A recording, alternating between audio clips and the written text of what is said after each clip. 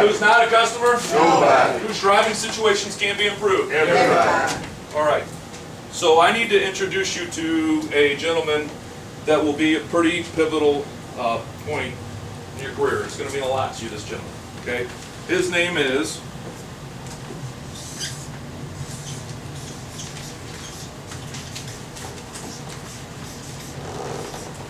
write it down, please. He wasn't the original gangster. His name is not OG. His name is Og, short for August. Augustine Mandino. Og Mandino. Has anybody in this classroom heard of Og Mandino? Greatest son. Awesome. 2 people. Very good. So, who is this gentleman? What does he mean to you? In order for me to give you an idea, I'm going to kind of read something from one of the books that he wrote to kind of give you a better understanding of who this gentleman is. The treadmill I soon found myself on was torture. Never was I more than a few paces ahead of several bill collectors. Sound familiar? And making the monthly mortgage payment was a major challenge despite my long hours of work. I would go anywhere at any time to try and sell a policy. And still, there were always more bills than money to pay them. Then God blessed us with a lovely daughter, and I struggled even harder to make good, to no avail. Even though my wife finally went back to work, we just kept slipping deeper and deeper into debt. One night, after failing to close on an insurance prospect, I stopped at a bar on the way home for a drink. God knows I deserved it, didn't I? It had been a long, tough day, and I had just struck out on what I expected to be a sure sale that would have earned me more than $60. It was a long time ago. All right. Obviously, he was an insurance salesman that I so desperately needed as an initial commission. Soon that one drink on my trips home in the evening became 2, then 4, then 6, and through my thoughtless actions over a period of many months, I managed to destroy the love of the 2 people in the world who meant the most to me. I made their lives, both my wives and daughters, a living hell. It is no fun to cope with a drunk.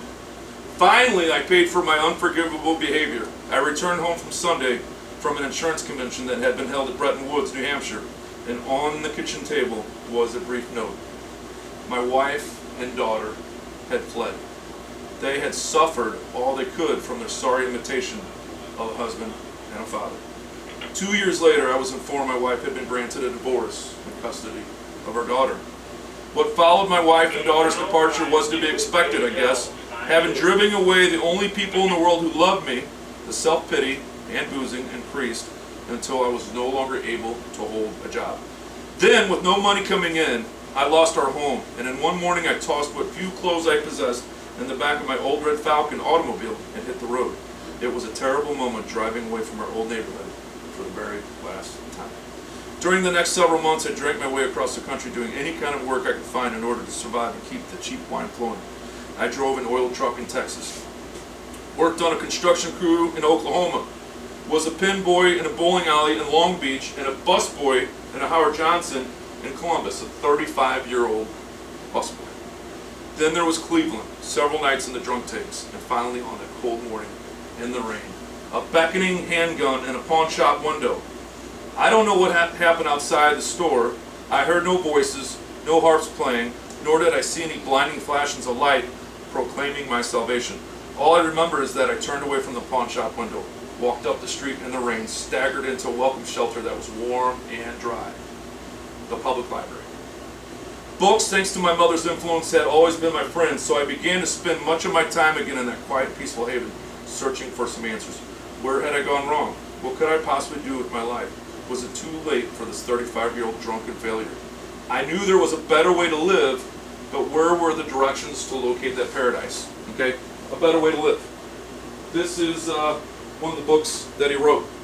He was an insurance salesman, top of the world. You know, daughter, wife, the American dream. Good job, then struggles, debt, things happen, obstacles, right? So at some point in time, he lost it all. Okay, lost his wife, his family, his home, everything. They said he had $30 left in his pocket, and he saw the gun in the pawn shop, $30. So obviously, human nature, the thought did occur. They would be better off. I would be better off. I might as well just put myself out of my misery. And that thought did occur. But he didn't. He picked himself up, he brushed himself off, stumbled across the street, went into a shelter, and happened to be a library. Obviously, those books became his new best friends. He heard his mother's voice. He vowed right then and there in that library that he would spend the rest of his life helping others in that time of need, just as he was. Okay? So he became one of the leading motivational speakers of all times. He has spoken to millions of people all over the entire globe and wrote many, many, many books, and he's helped change many, many lives. One of the books that we're going to talk about, write this down, is called A Better Way to Live.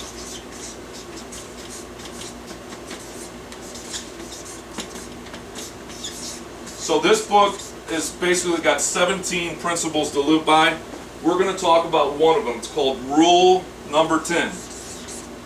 It's almost as if this Rule Number 10 was wrote for every single one of us in this room, including myself. See, I'm kidding, right?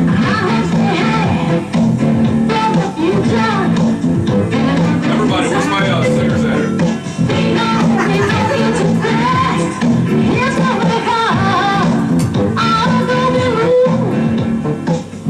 I think,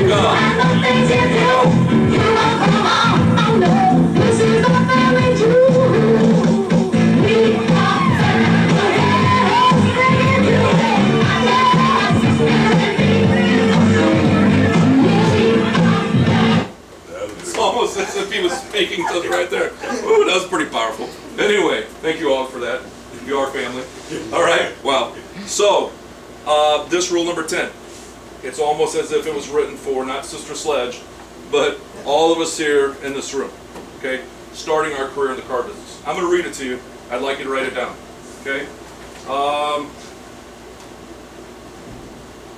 Beginning today, treat everyone you meet, friend or foe, loved one or stranger. Beginning today, treat everyone you meet, friend or foe, loved one or stranger, as if they were going to be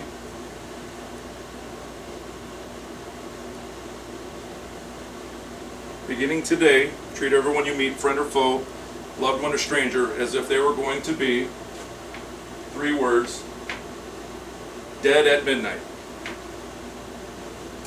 Extend to each person, no matter how trivial the contact, all the care and kindness and understanding and love that you can muster. So you're going to extend to each person, no matter how trivial the contact, care, kindness, understanding, and love that you can muster. And do it with no thought of any reward. Your life will never be the same again. And most importantly, while we're all here, your paycheck will never be the same again. Okay? So, from the top, beginning today, treat everyone you meet, friend or foe, loved one or stranger, as if they were going to be dead at midnight. Extend to each person, no matter how trivial the contact, all the care, kindness, and understanding and love that you can muster. Are we supposed to be still doing the extending right now? And yes, and do it with no thought of any reward. Don't worry, we're all going to say it together. Synergy. Your life will never be the same again. So extend to each person, no matter how trivial the contact, all the care, kindness, and understanding and love that you can muster. And do it with no thought of any reward. Your life will never be the same again. All right, so as you're writing that down, if you remember during the interview, we did that word association that we so dreaded. And I gave you, it was obviously an interview for a certain position. I gave you a word that started with a C. All right? You're all interviewing for this position. You remember what it was, class? C, car salesman, car sales professional. And the answers I get every week, obviously because you're for an interview, is professional, polite, informative, me. I want to be one, right? But I told you the first thing that instantly pops in your head. Not everybody here was truthful. That wasn't what you first thought. What were you really thinking? Now that everybody's here and they got the invite, what were you really thinking when I said that? Somebody throw something out there. Somebody be brave enough to throw something out there. What were you, Lawrence, what were you really thinking? Career, okay, but a car salesman, your first impression. Influential, what else? Was anybody thinking liar? Scam artist. Scam artist, that's a good one. What else? Hustler, that's a good one. What else? More money. He wants more money. Most people think of it as Deceitful, pushy, right? Arrogant, right? That's what everybody thinks, right? There was a salesman that was at the store, competitor in South County where I worked. And his name was, I can't make this up,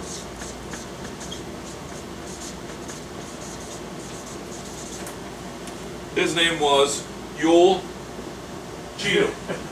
He was a car salesman, that was his name, I can't make it up, Yule Cheatham. He had fun with it, right? He had fun with it, it's a pretty forgettable name, and he had fun with it. Did he live up to his name? No. But it's funny because, the reason that's funny is because that's what people think of us. That's really what we're up against. Okay? People come in with their internet printouts, with their KVBs, with their Edmunds, and they've done their research, they've done their homework. They've read the little book, How Not to Be Cheated by the Big Bad Car Guy. Right? Because they want a good deal, they are a consumer, and they don't want to get ripped off, they leave their wallets and purses in the car, right? That's really what you're up against, right? So if we understand rule number 10, and we adopt that into our selling career, it's really going to make a pivotal difference in our life and in our paycheck. Okay, this is a statistic I want you to write down. 80% of the people will not purchase on their first visit. 80%. So if we understand, we know who Og Mandino is, we understand rule number 10, we're going to, beginning today, everybody in this room, treat everyone we meet, friend or foe, loved one or stranger, as if they were going to be dead at midnight. Extend to each person, no matter how trivial the contact, all the care, kindness, understanding, and love that you can muster. We're going to do that to that person. Yes? Yes. And they're not going to buy that day, because we know it, because I told you. Then they're going to go out to the next dealership. Is that going to happen? I'm not buying today, I'm just shopping. They're excited to see you when you get there, but then when they hear that, how excited are they? Imagine yourself when you said that to your salesman. How was his body language? How was his tonality? Oh gosh, okay. Maybe even says this, here's a card, let me know if you need anything. Right? He wants here and he wants now. Right? So here's another statistic. That customer that you see in the showroom on their first visit, within, write it down, 72 hours, they're going to purchase an automobile. Within 72 hours, they're taking delivery. So if they come in on the first visit expecting the worst, and we give them the best, as if they were going to be dead at midnight, okay, and they go out and encounter other people, and they don't get that, where will they come back? Here. More than likely to us, right? Here's your next statistic. On their second visit to you, over 75% of those people take delivery that second visit. Second visit. Not the third, fourth, fifth, sixth. There's some of those out there. But on their second visit, they're buying. So as long as you don't say or do anything to screw up, you're going to be switching license plates. Right? That's second trip. Because you did this. You know how many times in my career I heard someone say, we didn't plan on buying a car today, as I'm helping them put their groceries into their new vehicle. And I say to them every single time, today you ran into a salesperson. People are waiting to run into a salesperson. They want help. They want guidance. It's up to us to give it to them. It's up to us, no matter how trivial the contact, to extend all the care, kindness, and understanding and love that we can muster. So let's break that down a little bit. So obviously for a loved one or a friend, that's going to be real easy, right? If we knew that they had hours left on this earth, will we go out of our way to do everything we can to make that person comfortable? Yes or no? Yes. Say yes. Yes. Yes. We will, right? Sure. Yes. Loved one, anybody around us close. Okay, maybe even your new best friend. Okay, obviously if we all came in tomorrow all excited and pumped up and ready to improve our financial situation, improve some driving situations, and your new best friend wasn't here, that wouldn't be a good thing, right? Okay, or maybe you knew that by the end of this day at midnight, that person wouldn't be here. You treat them differently, right? If it's just a stranger, just no matter how trivial the contact, just a stranger walking by and you saw that stranger and you knew they had just hours left, or you just met someone who's a total stranger. They just got diagnosed and they have hours left. You treat them a little different, right? Here's the real challenge. The foe. Right. That's a tough one. Me from the Show Me State, I had to really try that one on to make it work. It's a hard one. But you do it and your life will never be the same. And at first it's going to go something like this. Okay, well, what do you want? Right? What are you trying to get out of me? But you keep doing it and you'll be real surprised what happens. And that's the real challenge.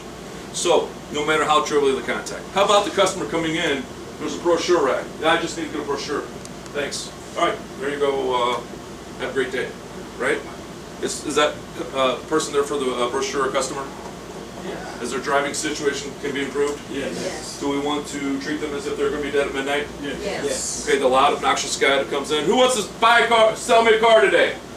Do we treat them as if they're going to be dead at midnight? Yes. Do we treat everybody as if they're going to be dead at midnight? Because our life will never be the same. And more importantly, our paycheck will never be the same. Okay, so I want to hear this out of everybody's mouth right now. Synergy. Count it down. You're going to read it off your paper. 3, 2, 1. Beginning today, treat everyone you meet, friend or foe, loved one or stranger, as if they were going to be dead at midnight. Extend to each person, no matter how trivial the contact, all the care, kindness, understanding, and love that you can muster. And do it with no thought of any reward.